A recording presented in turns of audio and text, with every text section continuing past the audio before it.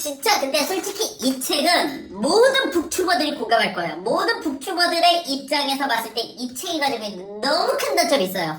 그거는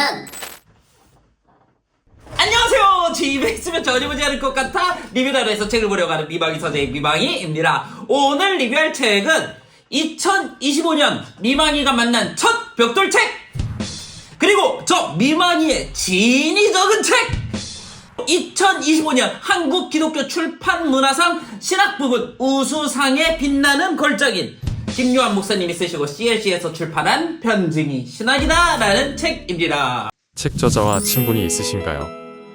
예, 김요한 목사님 여전히 핫하시죠?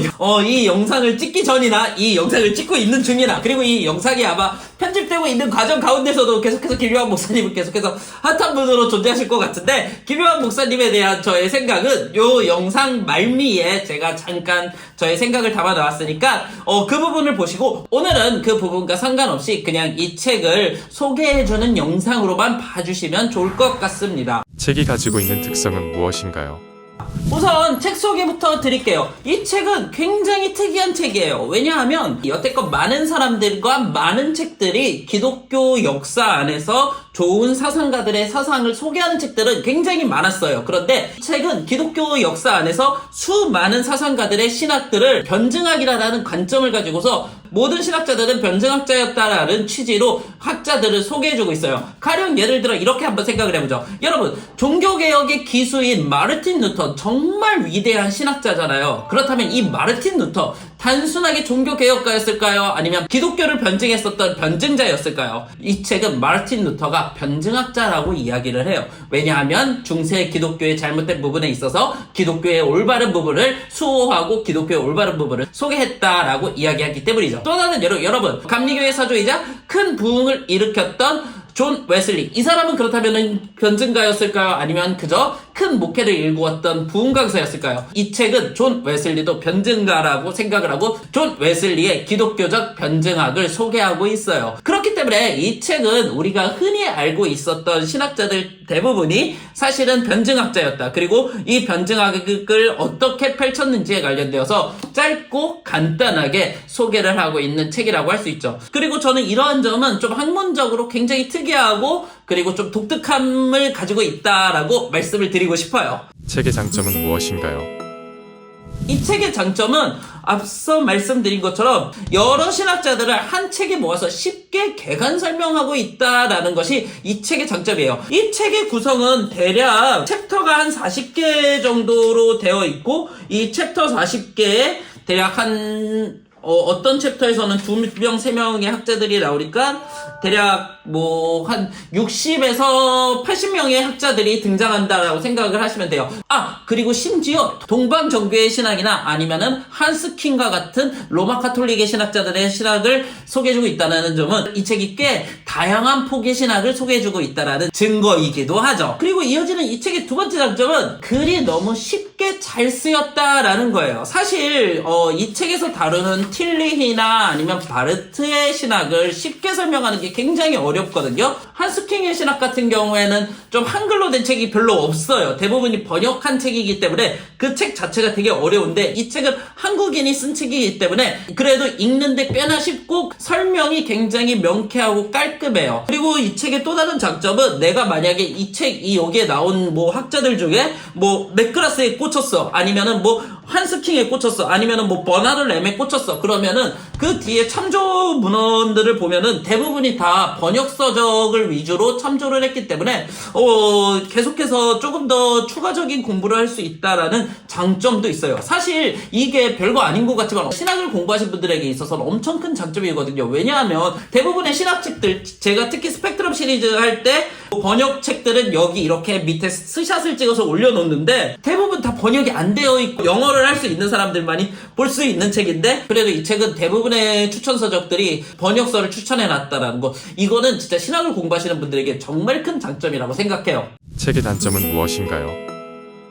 그렇다면 이 책의 아쉬운 점이 무엇이 있었을까요? 우선 첫 번째는 대략 40챕터에 걸쳐서 60명의 신학자들을 소개해준다는 것이 장점이기도 하지만 때로는 이것이 단점으로 다가올 수도 있어요. 이렇게 생각해보시면 돼요. 여러분, 만약에 우리나라 역사를 잘 모르는 사람에게 한국을 빛낸 100명의 위인들이라는 노래에 나온 사람들을 알려준다고 생각을 해보세요. 어떤 부분에서 어려움이 올지 눈에 보이시죠? 맞아요. 전반적으로 책의 인물에 대한 기본적인 이해도가 없으면 이 책에 대한 깊이 있게 들어가거나 깊이 있는 질문 같은 것들을 하기가 굉장히 어렵다라는 거예요. 이 책은 계속해서 내용 정리를 위한 문제로 한 3개 정도의 이제 질문을 던져주어요. 그런데 이 3개 정도의 질문이 너무 어려워요, 진짜.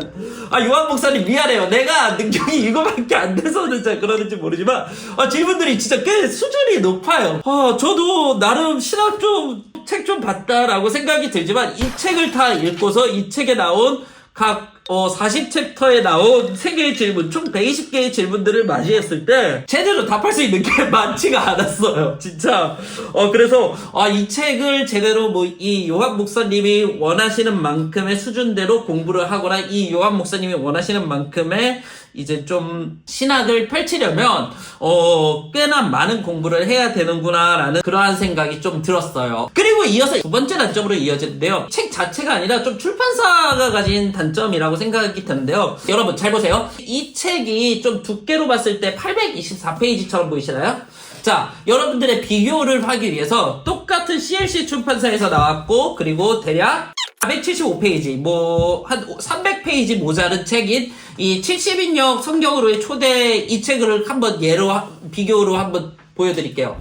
자, 이 두 책을 봤을 때 페이지 수나 책의 두께에서 막 큰 차이가 그렇게까지 느껴지진 않아요. 그런데 얘는 2만원이고 얘는 45,000원이라고 했을 때 아무리 이 책이 좀 좋은 내용을 가지고 있고 아무리 이 책이 좀 신선한 내용을 가지고 있다고 하더라도 딱 꺼내보고 독자가 이렇게 목차 한번 보고 가격표 보면 으잉? 이렇게 해서 놀라지 않을까라는 생각이 들었어요. 차라리 좀 어차피 800페이지고 두껍다면 이 책처럼 여기를 제외하면 여기까지가 딱 860페이지거든요. 여기 요 정도까지가. 차라리 이 책처럼 그냥 아싸라게 두껍게 내는 게 좋지 않았을까라는 생각도 좀 많이 들었어요. 이 책은 딱 봐도 누가 봐도 5만원 돈 가격선에서의 책이다라는 생각이 드는데 이 책은 좀 되게 슬림한데 45,000원이다 라고 하면은 조금 되게 독자가 놀랄 수밖에 없어요. 물론 책 안에 있는 페이지 수를 보면 800페이지니까 그렇겠다라고 싶기는 하지만 책 재질을 내질을 좀 되게 얇은 거를 썼다라는 게 이게 제가 봤을 때는 마케팅 부분에 있어서는 조금 아쉬운 점이 아닐까 싶어요. 그리고 마지막으로 진짜 큰 단점을 얘기할게요. 이 책은요. 북튜버가 리뷰하기에 진짜 단가가 너무 안 나오는 책이에요. 이거는 아마 모든 북튜버들이 다 인정을 하실 거예요. 아니 800페이지가 넘어. 그 책에서 다루는 인물은 많어. 그럼 이걸 리뷰를 어떻게 하라는 거야? 라는 생각이 드는 이런 책이에요. 그러니까 공부하기에는 좋고 다른 거 하기엔 다 좋아. 그런데 800페이지 책을 읽었는데 단순하게 장점과 단점만 기술한다? 그러면은 800페이지 읽은 게 이게 조금 아깝잖아요. 그렇다고 또 이 40챕터에 걸쳐서 60명에서 80명 혹은 40강으로 이 강의를 만들어서 내보낸다. 제가 봤을 때는 그러면 시청자분들이 지치실 수도 있어요.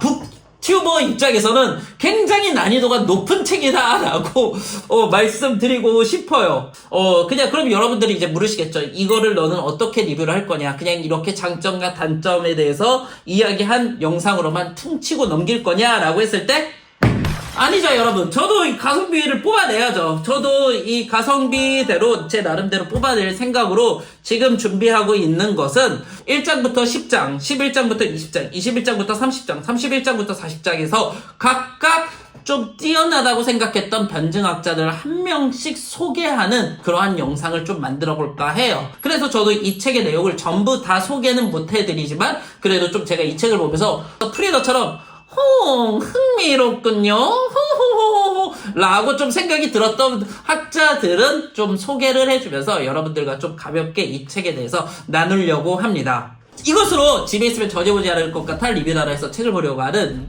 미망의 서재 변증이 신학이다. 이 책에 대한 소개와 장점과 단점을 말씀드렸고요. 저는 곧 이 책에 있는 재밌는 내용을 가지고서 여러분들께 찾아오도록 하겠습니다. 감사합니다.